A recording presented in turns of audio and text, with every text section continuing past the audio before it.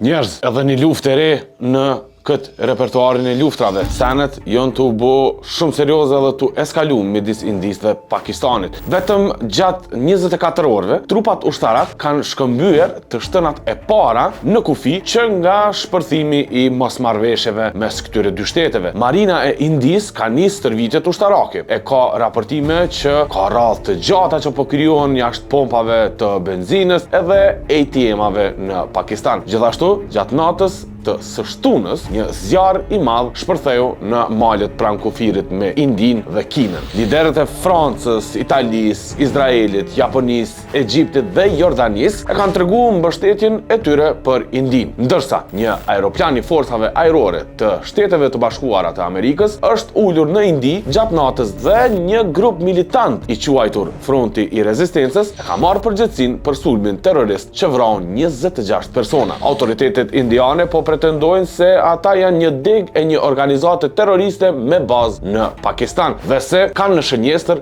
vetëm hindut meshkuj. Ndërsa Pakistani ka mohuar çdo përfshirje dhe thonë se çdo përpjekje për të devijuar ose ndaluar ujin që i përket Pakistanit do të konsiderohej një akt lufte. 2 ditë më parë, India mbylli 4 portat që kanalizojnë ujin përmes digave dhe kanaleve në territorin pakistanez. Çfarë mendoni ju? A rrezikohet Kosova në një luftë të mundshme me Serbinë? Se tash nuk po i dihet. Shpërthej lufta nej, shpërthej lufta nej. Pyetja është për ju. Komentoni më poshtë.